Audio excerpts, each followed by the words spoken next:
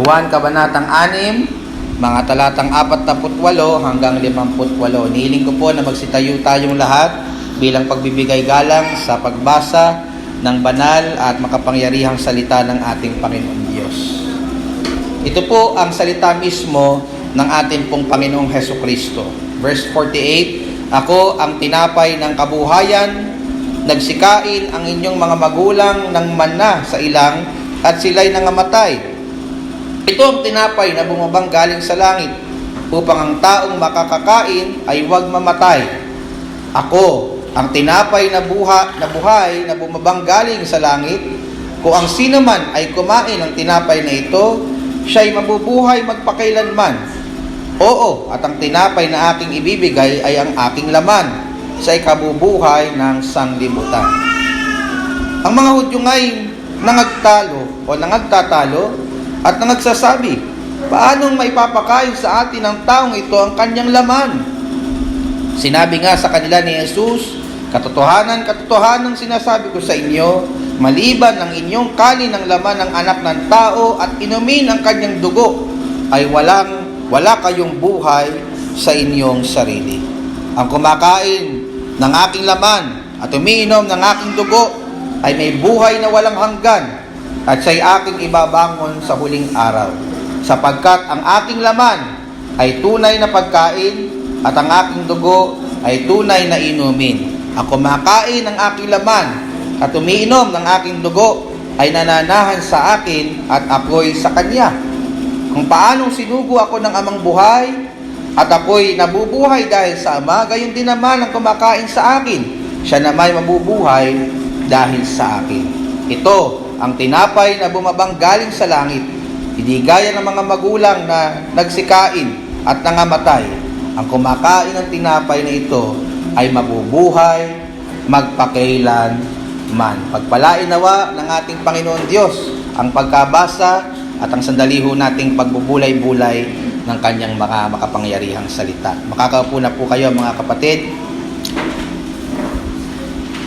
So tayo po ay nagpapatuloy sa ating serye.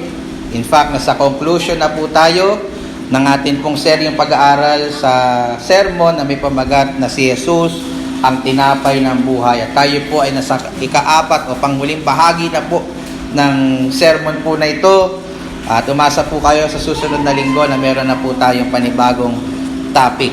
Kaya purihin po ang Panginoong Diyos sapagkat niloob po niya na makadako na po tayo sa dulong bahagi ng mahabang diskursong ito ng ating Panginoong Jesus tungkol po sa tinapay ng buhay. Kung maalala po ninyo, nung unang linggo po natin, nung unang beses po nating pinag-aralan ang mahabang diskursong ito sa Juan Kabanatang 6, particularly in verses 22 to 34, na pag-aralan po natin ang katangian ng mga peking tagasunod po ng ating Panginoong Hesukristo na sumusunod lamang po sa Kanya, hindi dahil sa mahal nila at kinikilala po nila ang ating Panginoong Jesus, kundi dahil po sa mga temporal na tinapay at literal na tinapay na nakakain po nila at nakukuha po nila dahil po sa Panginoong mga himala ng ating pong Panginoong Hesukristo. Dahil pagdating po natin in verses 35 to 40, tinalakay po natin yung mga pagpapala naman kung makukuha natin mula po doon sa tinapay ng buhay. Na po ba? Naalala niyo po ba yon? Yung mga benepisyo, mga blessings na makukuha natin kung atin pong tayo po ay sasampalataya sa tinapay ng buhay na ito. At yan po ang tinalakay natin mula verses 35 to 40.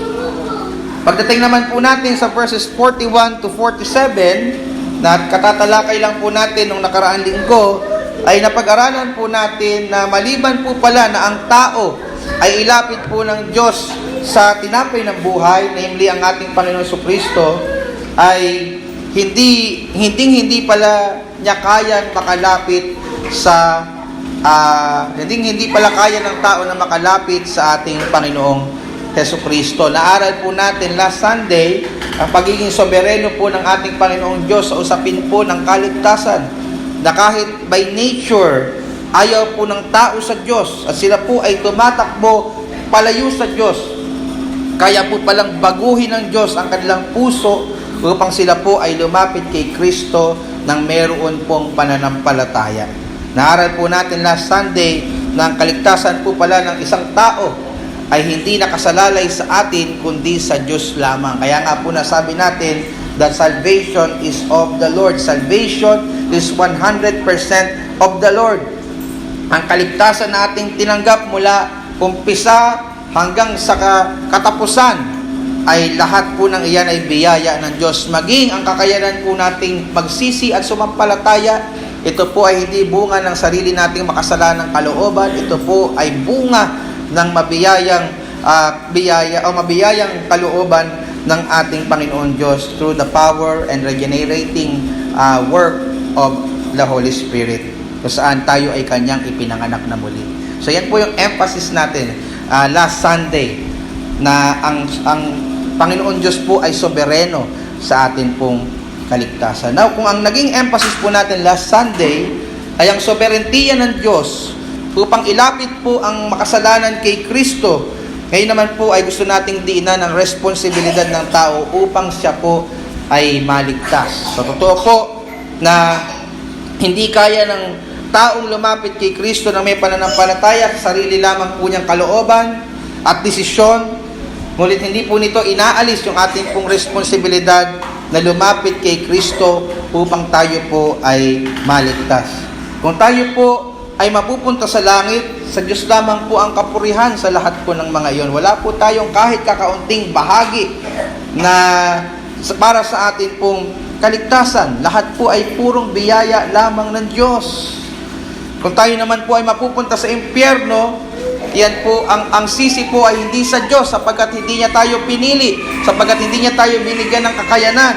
Ang sisi po ay nasa atin sapagkat tayo po ay hindi sumampalataya sa nag-iisang tagapagligtas. So yan po ang isang misteryo ng pananampalatayang Kristiyano na hindi po natin lubos ma-reconcile sa ating isipan. Ngunit yan po ay malinaw, parehas po yung malinaw na itinuturo ng banal na kasulatan. Ang Diyos ay sobereno sa ating kaligtasan. Walang kayang makalapit kay Kristo kundi sa pamamagitan niya. Ngunit ang tao ay responsable sa kanyang action towards the bread of life, sa tinapay ng buhay. Ang pagiging sobereno ng Diyos maging sa kaligtasan at pagiging responsable ng tao para maligtas, yan po ang masasabi nating parang paradox o tila contradiction sa pananampalatayang Kristiyano. Pero hindi, yan po ay isang misteryo na hindi po natin malubos ma-reconcile o maunawaan sa ating payak na isipan, pero hindi iyan problema sa atin pong matalino at soberenong Diyos. So in these verses na pinag-aaralan po natin, gusto ko pong makita ninyo ang nararapat po nating maging tugon sa mga katotohanang ating natutunan tungkol po sa tinapay ng buhay. Alam niyo po mga kapatid, marami po tayong pwedeng maging tugon sa isang partikular na tinapay na ibinigay sa atin.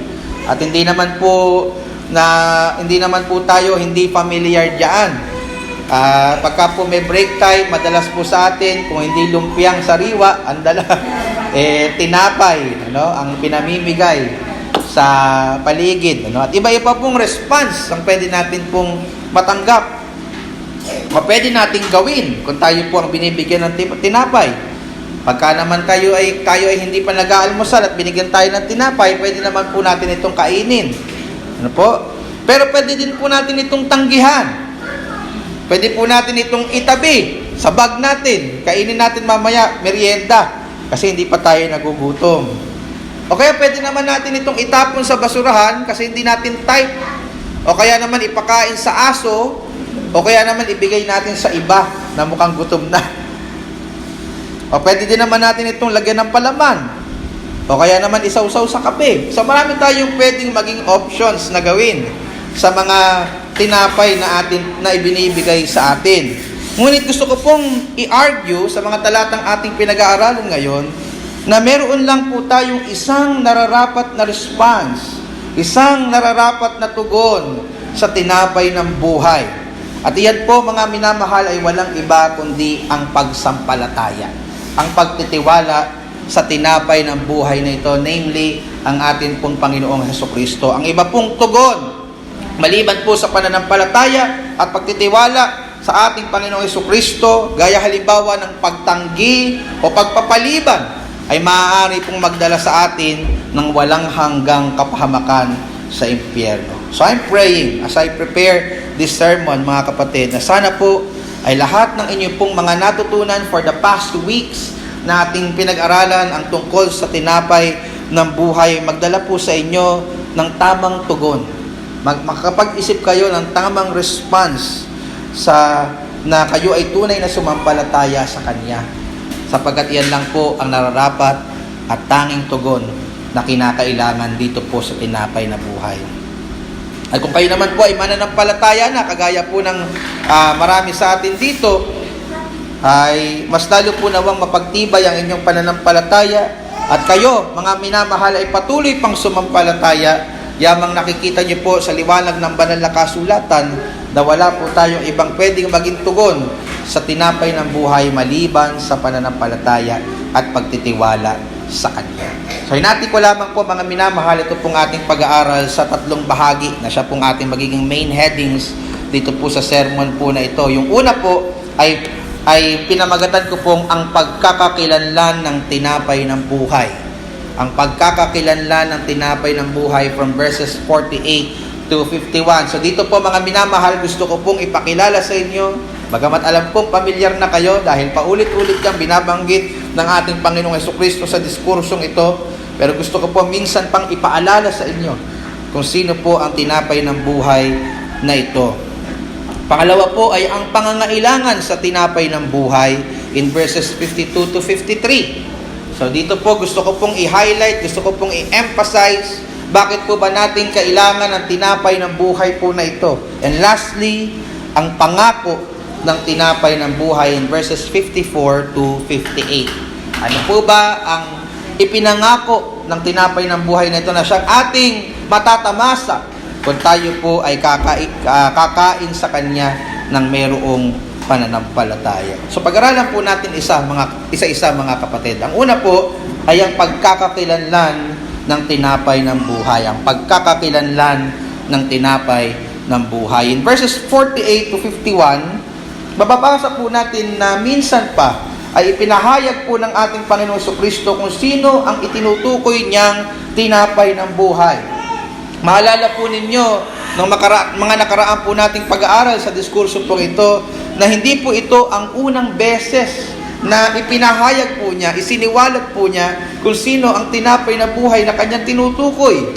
Ito po ay mga katagang pumapatungkol walang iba kundi sa kanyang sarili. Mababasa po natin yan gaya halimbawa in verse 48. Ang sabi po doon, ako ang tinapay ng kabuhayan. Ako ang tinapay ng kabuhayan. Sa English translation, I am the bread of life. Ito po ay direktang tugon ng ating Panginoong Yesus sa mga Hudyo. Dahil po, maalala ninyo in verses 41 to 42, meron pong pagdududa ang mga Hudyo tungkol po sa pagkatao ng ating Panginoong Hesukristo. Hindi sila makapaniwala na si Kristo na nagpapakilalang tinapay ng buhay ay Diyos na nagkatawan tao. Hindi sila makapaniwala na siya ang tinapay ng buhay na kanyang tinutukoy.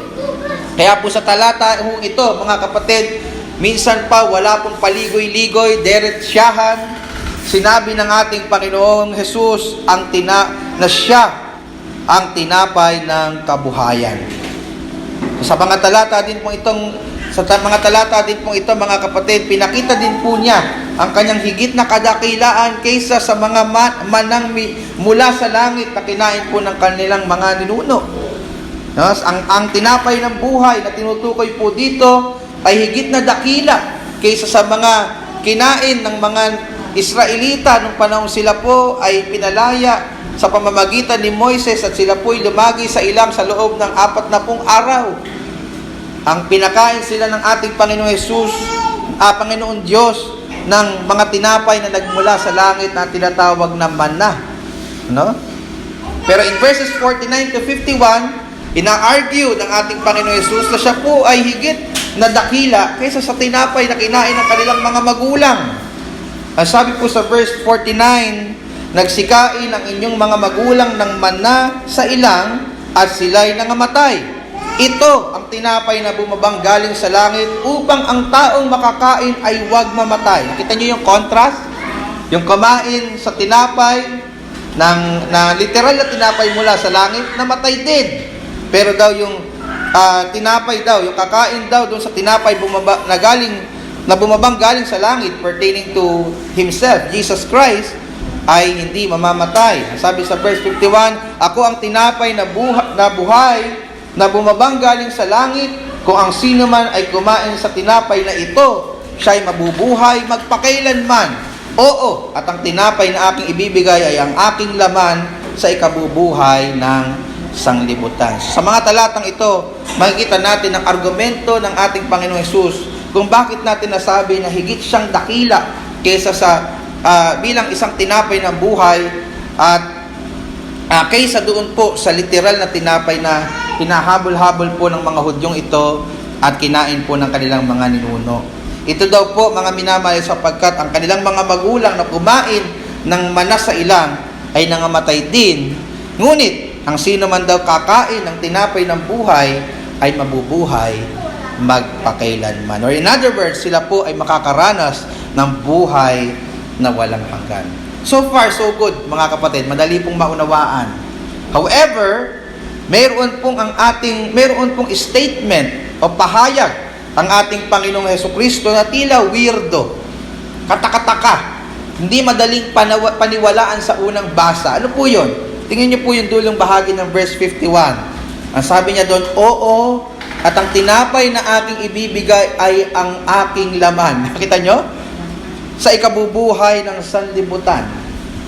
Di ba weird? Ibibigay ni Kristo yung kanyang katawan para daw sa ikabubuhay ng sanlibutan. Ano to? Nagtuturo si Jesus ng cannibalism? Kakainin natin yung ating Panginoong Hesus? What does this mean?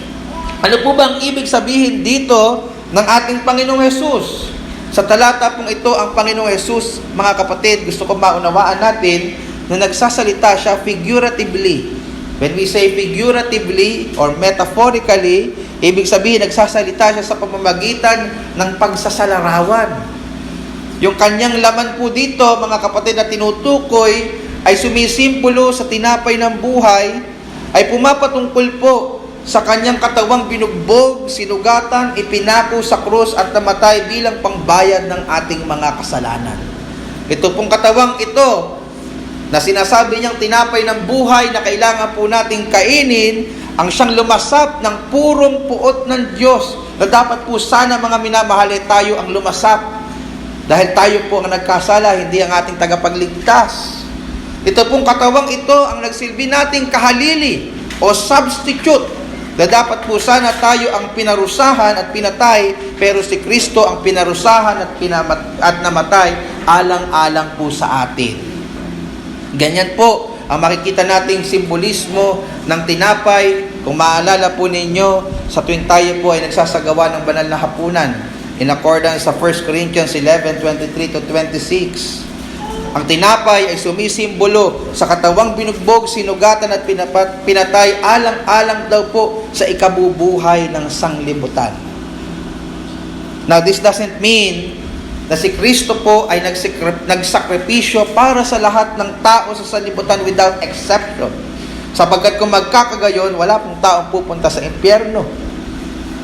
Yung sanlibutan po dito na napag-aralan ay gaya po na napag-aralan natin nung pinag-aralan natin yung John chapter 3 verse 16, na pumapatungkol sa human race o lahi ng mga tao.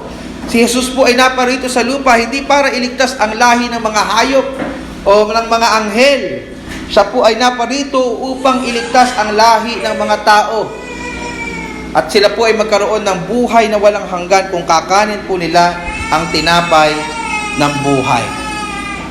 So nakita na po natin, mga kapatid, ang pagkakakinlanlan ng tinapay ng buhay na ito. Ito po, mga minamahal, gusto kong paulit-ulitin sa inyo, sapagkat kung mapapansin ninyo kung bakit ako paulit-ulit na pinapakilala ito, sapagkat paulit-ulit din ang ating Panginoong Jesucristo. na pinapakilala ito sa kanyang mga kausap. If you will just read the whole discourse ng John chapter 6. Sapagkat tayo po mga minamahal ay madaling makalimot, gaya ng mga Hudyo. So gusto ko pong ipaalala, mga minamahal, ng tinapay ng buhay ay pumapatungkol sa ating Panginoong Jesucristo, at ang tinapay ng buhay na ito, na ang ating Panginoong Jesucristo ay higit na dakila kaysa sa mga tinapay na kinain ng mga ninuno ng mga Israelita at sa kahit ano pang sinisimbolo ng literal na tinapay. Siya po ay lalong dakila sa lahat. Now, tingnan naman po natin yung pangalawa po nating punto na pinamagatan naman po natin ang pangangailangan sa tinapay ng buhay. Ang pangangailangan sa tinapay ng buhay. Dito po, gusto ko pong mapansin ninyo ang malaking pangangailangan ng tao sa tinapay ng buhay na ito. Pangangailangan higit pa man po sa anumang temporal na pangangailangan ng tao sa sanlibutan. At nakita po natin yan mga kapatid in verses 52 to 53. Ang sabi po sa verse 52, I hope sinusundan niyo po ako sa inyong mga Biblia. Verse 52, ang mga Hudyo nga'y nangagtalo-talo at nangagsabi, paanong maipakakain sa atin ng taong ito ang kanyang laman. So naalala nyo kasi yung statement niya, di ba? Sino man daw ang kakain ng kanyang laman. Di ba? So of course, na-confuse ang karamihan sa mga Hudyo. So dito po mga kapatid, nabasa po natin na nagtatalo-talo sila, nagdidebate po sila sa binitawang salita ng ating Panginoong Jesucristo na kinakailangan nilang kanin ng kanyang katawan upang magtamasa ng buhay na walang hanggan. Nagdulot po ito mga minamahal ng kontrobersya sa kanila sapagkat ang pagkain ng laman ng tao, lalo na po ng dugo nito, ay mahigpit na ipinagbabawal po sa lumang tipan. Kung basahin niyo po ang Levitico 17, 10 hanggang 14, Deuteronomio 12:16, bawal po yun. Alam po yun ng mga Hudyo. Pero bakit sinasabi ng ating Panginoong Hesus dito na kinakailangan nilang kanin ng kanyang katawan? So mapapansin ho natin dito mga minamahal na niliteral ng mga Hudyo ang pahayag ng ating Panginoong Hesus sapagkat ang isip po nila ay nakapako lamang sa mga bagay na temporal. Mga kapatid, ganun din po sa pakikinig ng salita ng ating Panginoon. Kung wala nang ibang mahalaga sa inyo, kundi ang mga bagay na temporal, you will not appreciate the spiritual truths, spiritual things na pinapahayag sa inyo mula sa Biblia. Like what happened here sa mga Hudyo.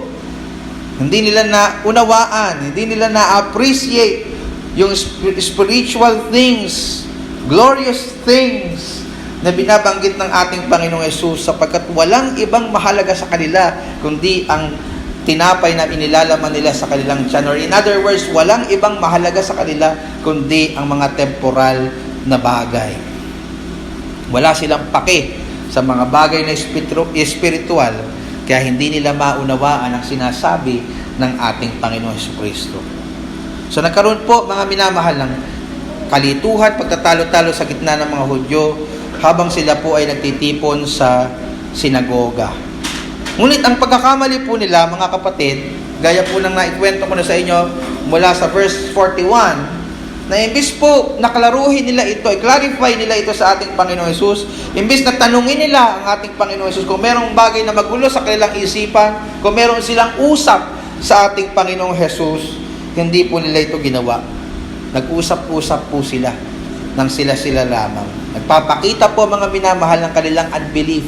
Hindi naman talaga sila interesadong maunawaan yung sinasabi ng ating Panginoon Jesucristo. Para sa kanila, isa lamang itong malaking kalokohan.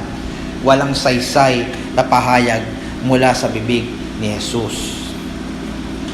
Ngunit mapapansin po natin sa talata na imbis po na ipaliwanag ng Panginoong Jesucristo ng mas klaro yung kanyang ibig sabihin, mas lalo pa niya itong dinagdagan ng mas lalong nakabibigla na mga pananalita. Mas pinatindi pa niya yung kanyang mga statements. Gaya halimbawa na mababasa niyo sa verse 53. Ang sabi po doon, sinabi nga sa kanila ni Jesus, after ilang malito, after ilang makonfuse sa sinabi ng ating Panginoong Jesus na kailangan yung kanin, ang tinapay na walang iba kundi ang aking katawan. Sinabi sa kanila ni Jesus, katotohanan sinasabi ko sa inyo, maliban ng inyong kanin ng laman ng anak ng tao at, ito yung dagdag, inumin ang kanyang dugo, ay wala kayong buhay sa inyong sarili. Nakita niyo po, in-intensify pa ng Panginoong Jesus. Ano? Yung kanyang mga pahayag, yung kanyang mga claim. So naklaro na po natin kanina, mga minamahal ko, ano ang ibig sabihin ng laman. Na kailangan kanin nila, ito po'y pumapatungkol sa kanyang katawan na pinahirapan, nagsakripisyo, namatay sa krus ng Kalbaryo. Sumisimbolo sa kanyang sakripisyo sa krus. So yung dugo naman ng ating Panginoong Jesucristo dito ay sumisimbolo din sa kanyang dugong dumanak sa krus ng Kalbaryo upang mahugasan ang lahat ng ating mga kasalanan at lahat ng ating karamihan. Sa makatuwid, mga minamahal, ang laman at ang dugo ni Kristo na binabanggit po niya dito ay pumapatungkol sa kanyang ginawang sakripisyo sa krus para sa kabayaran ng ating mga kasalanan. Yun po kanyang ibig sabihin. Now, ano po ang ibig sabihin naman ng pagkain sa laman ni Kristo at pag-inom sa kanyang dugo? Diba? So, naklaro sa atin na oo, yun yung katawan niya, yun yung dugo niya.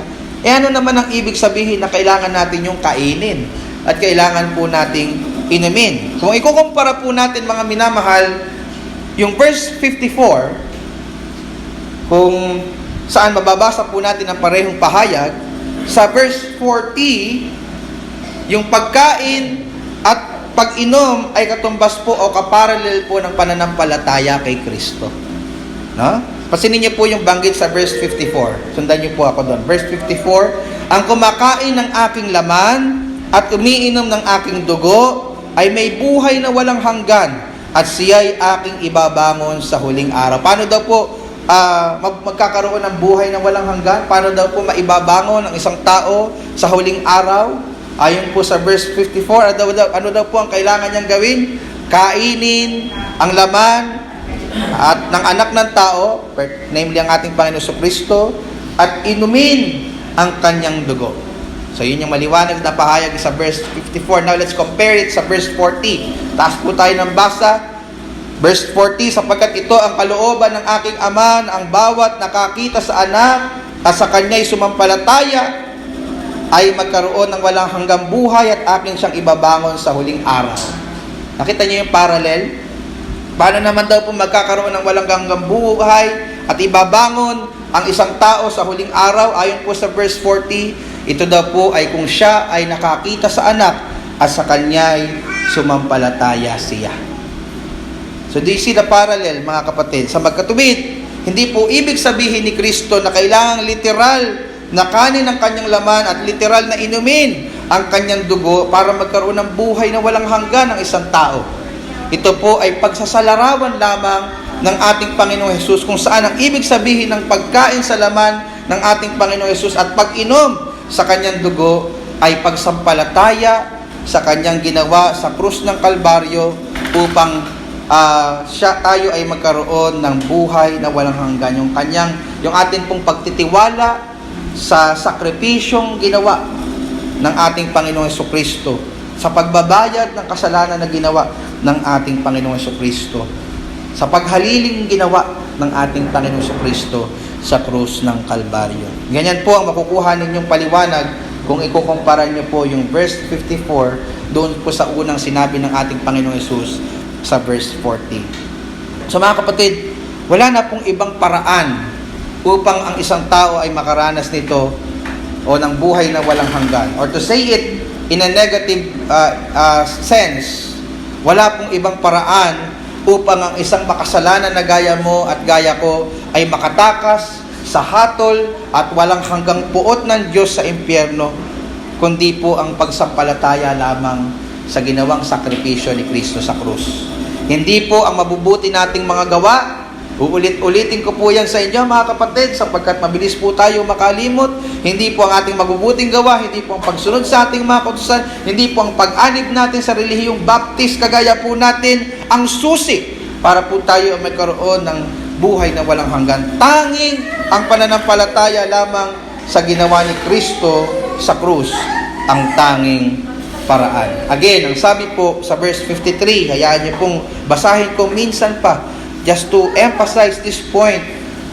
Verse 53, sinabi nga sa kanila ni Jesus, katotohanan sinabi ko sa inyo, maliban, nakita niyo po yun, maliban ng inyong kanin, ang laman ng anak ng tao, at inumin ng kanyang dugo, ay wala kayong buhay sa inyong sarili. Ano po ulit ang ibig sabihin ng pagkain at pag-inom sa kanyang laman? Pagsampalataya sa kanyang sakripisyo na ginawa sa krus ng Kalbaryo.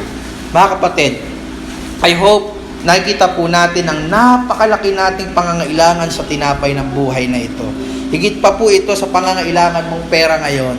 Higit pa po ito sa pangangailangan mong mag-asawa. Higit pa po ito sa pangangailangan mong magkadiploma.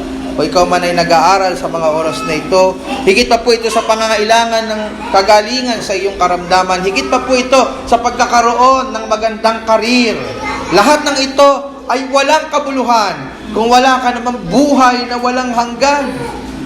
Hayaan yung mag-ring yan sa inyong mga tainga sa pag-uwi nyo sa bahay. Lahat ng meron ako ay walang kabuluhan kung wala naman akong buhay na walang hanggan. Ang sabi ng ating Panginoong Jesus, for what it profit a man if he gains the whole world and forfeits his soul?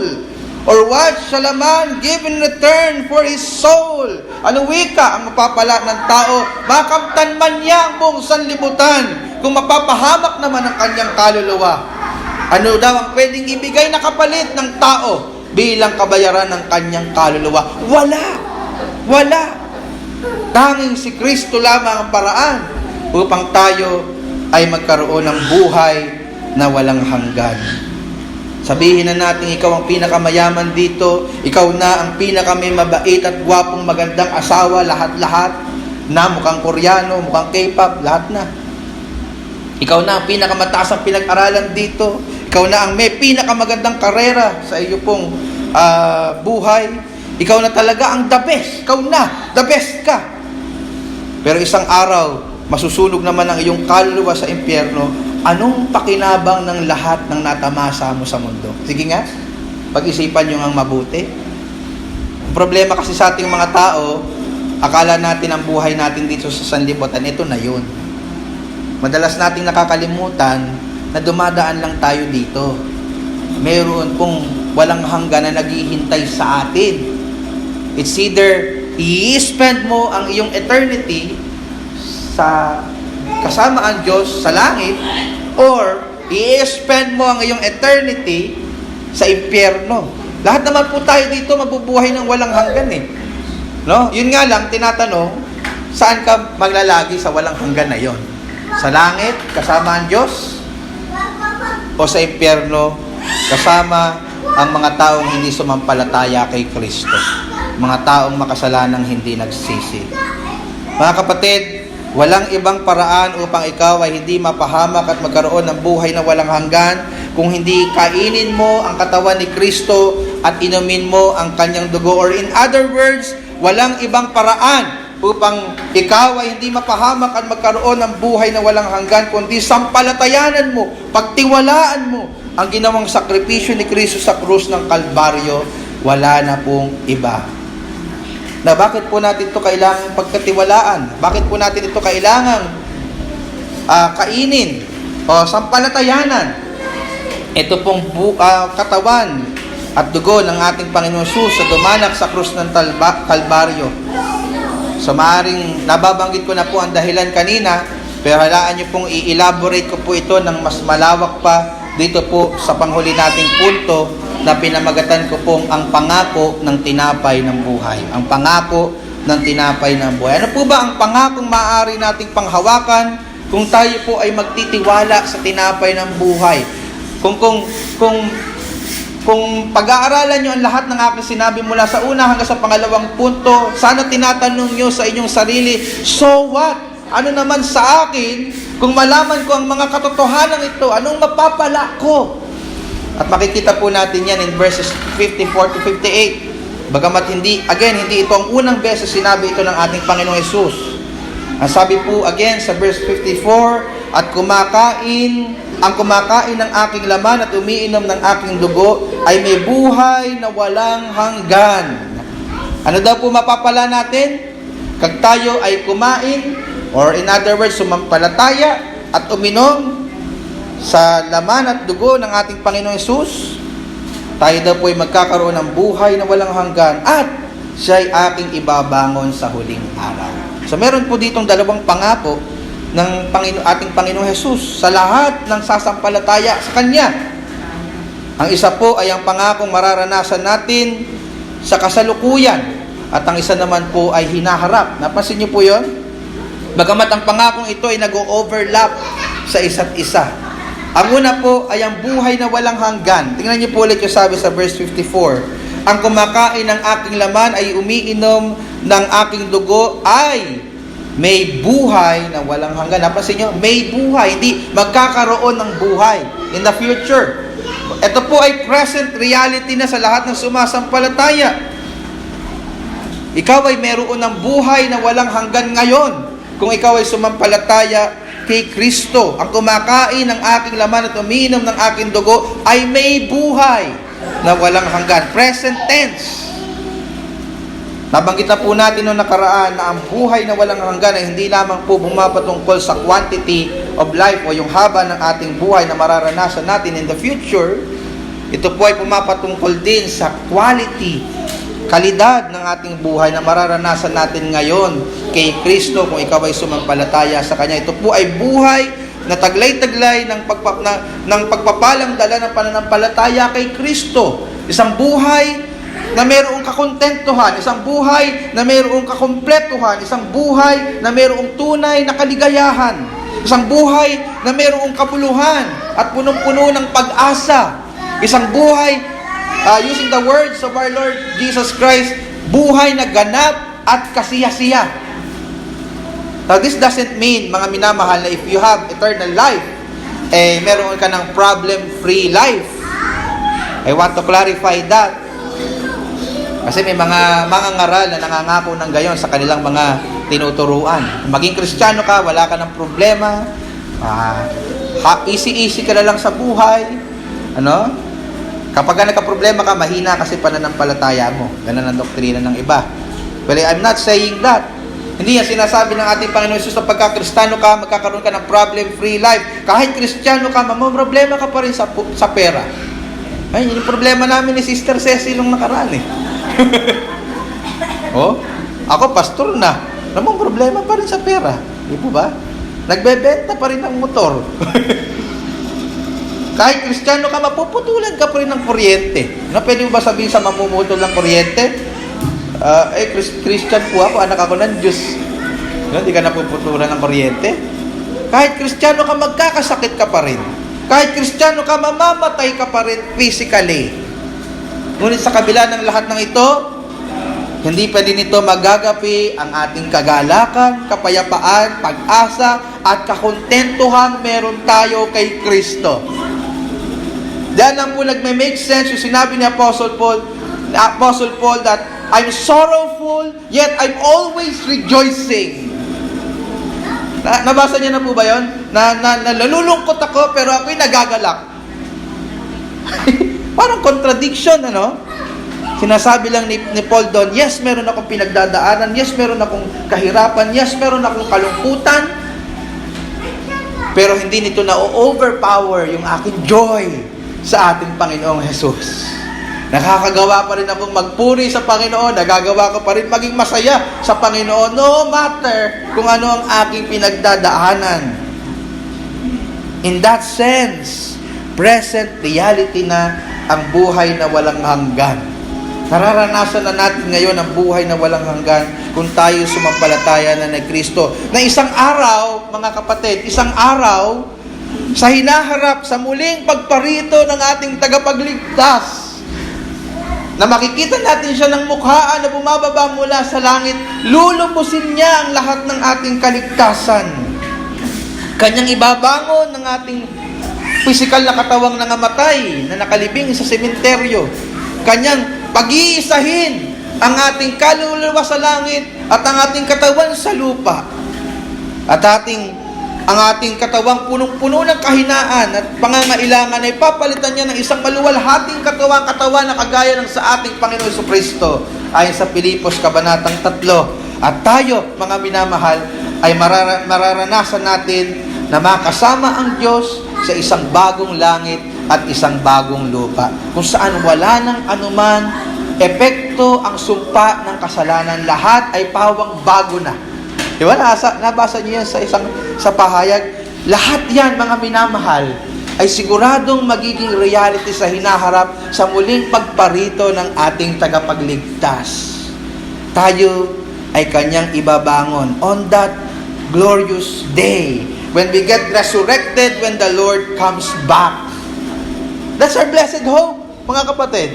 That's our blessed hope. How is this possible, mga kapatid? Paano po natin mararanasan na ito ay mangyayari sa atin? Ipinaliwanag po ng ating tagapagligtas ang dahilan sa mga susunod na talata. Ang sabi po sa verse 55, ilang mga talata na lamang po, mapapansin nyo doon, ang sabi niya sa unang word, sapagkat. So pinapaliwanag niya, paano ito mangyayari sa atin? Ano? Sapagkat ang aking laman ay tunay na pagkain at ang aking dugo ay tunay na inumin. So, hindi po sinasabi dito ng ating Panginoong Hesus na yung pinakain niya sa mga sumusunod na peking alagad na ito ay peking tinapay, at hindi rin niya sinasabi na yung kinain ng kanilang mga ninuno noong panahon sila lumaya sa Ehipto ay peking manna o tinapay. Gusto lamang pong diinan ng ating Panginoong Hesus dito yung punto niya na ang tunay na nagbibigay ng buhay na walang hanggan sa tao ay ang kanyang ginawang sakripisyo sa krus ng Kalbaryo na sinisimbolo ng kanyang laman at dugo. Yan po yung dahilan, mga minamahal. Kaya niya sinabi, ang aking laman ay tunay na pagkain at ang aking dugo ay tunay na inumin. Ang isa pong mananampalataya ay hindi na po magkukulang ng supply ng pagkain ito upang mapanatili ang kanyang buhay na walang hanggan, sapagkat makikipag-isa na siya sa tinapay ng buhay oras na siya po ay manampalataya sa Kanya. Hindi niya na kailangang habul-habulin pa ito at hanapin ang tinapay upang siya ay magkabuhay, sapagkat ito ay nananahan na sa Kanya. Tingnan niyo po yung sabi sa verse 56, ang kumakain ng aking laman at umiinom ng aking dugo ay nananahan sa akin at ako'y sa Kanya. Ito po'y pumapatungkol sa union ng believer at ng ating Panginoong Hesukristo. Hindi na po tayo mauubusan ng supply ng buhay na walang hanggan, sapagkat nananahan na sa atin ang tinapay ng buhay. Ganyan din po ang diin na makikita natin sa verse 57, kung paanong sinugo ako ng amang buhay at ako'y nabubuhay dahil sa Ama. Gayon din naman ang kumakain sa akin, siya na may nabubuhay dahil sa akin. Siya na may nabubuhay dahil sa akin. Dito nabasa natin na kung paano daw ang buhay ng Panginoong Hesus ay nakadepende sa kalooban ng Ama. So that pertains sa kanyang human nature, sapagkat bilang Diyos, siya po ay mayroong buhay sa sarili niya according sa John chapter 5 verse 26. Gayon din daw po ang isang mananampalataya ay nakadepende sa Kanya ang kanyang buhay na walang hanggan. So in this case, ididepende po ng ating Panginoong Hesus ang kanyang buhay bilang tao sa Ama. And in this particular parallel ulit na example, yung ating buhay na walang hanggan ay nakadepende sa tinapay ng buhay sa anak ng Diyos. Kaya po sigurado, mga kapatid, kung nakabatay sa atin yung pag-iingat ng ating kaligtasan, matagal na natin yung nawala.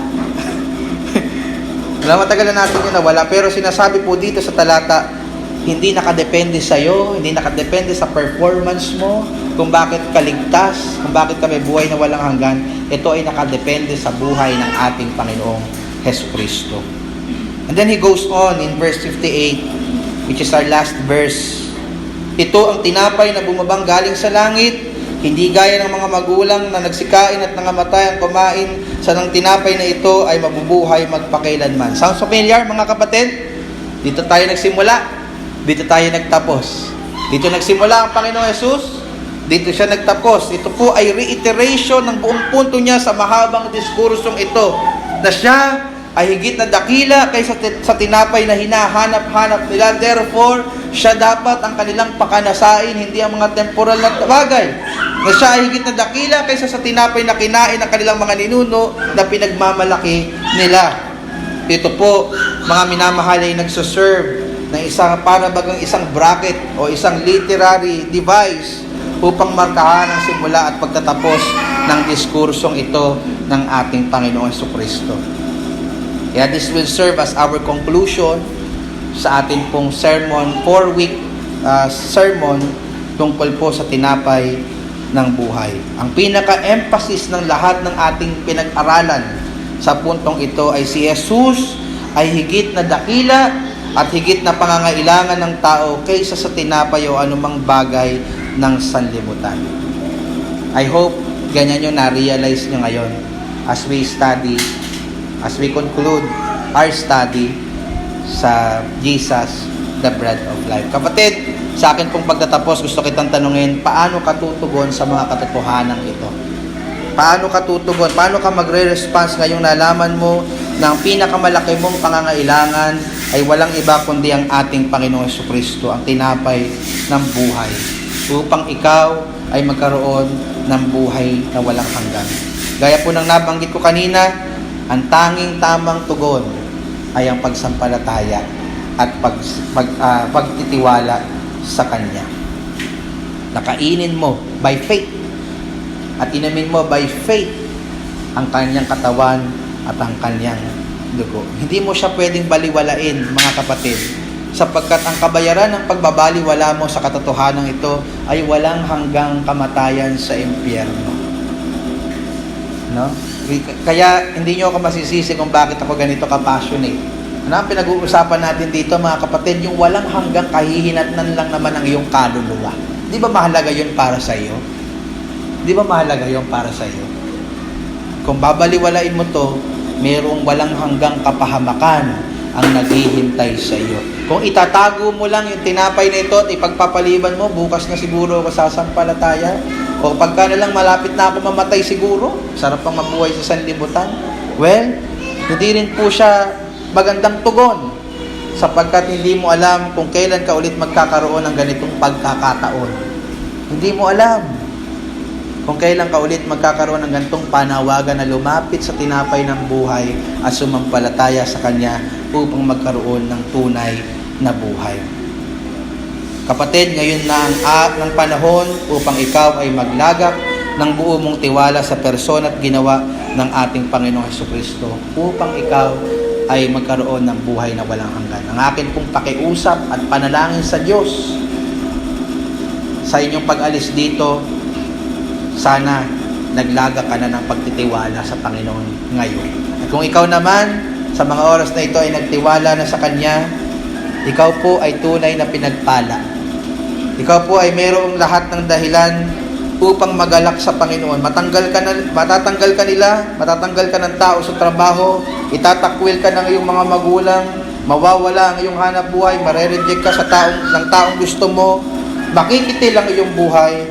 Pero kung ikaw ay na kay Kristo, ikaw ay tagapagmana ng buhay na walang hanggan. Let me remind you of that. Believers, Christians na naririto, ikaw ay may buhay na walang hanggan na kay Kristo. At mamatay ka man, ibabangon ka ng Diyos sa huling araw. Let that sink in. Baunin mo yan sa iyong pag-uwi. Diyan mo i-focus yung iyong pag-asa. Diyan mo i-focus ang iyong kaligayahan. Ano man ang iyong pinagdadaanan ngayon, magkakaroon ka ng sigla. Magkakaroon ka ng pag-asa. Sapagkat secured ang iyong kalalagayan sa harapan ng Diyos. Lahat po ng iyan ay naging posible dahil po sa tinapay ng buhay na ito na siyang ating pinag-aaralan. Purihin po ang ating Panginoon Diyos. Magsitayo po tayong lahat at tayo po ay sandaling manalangin.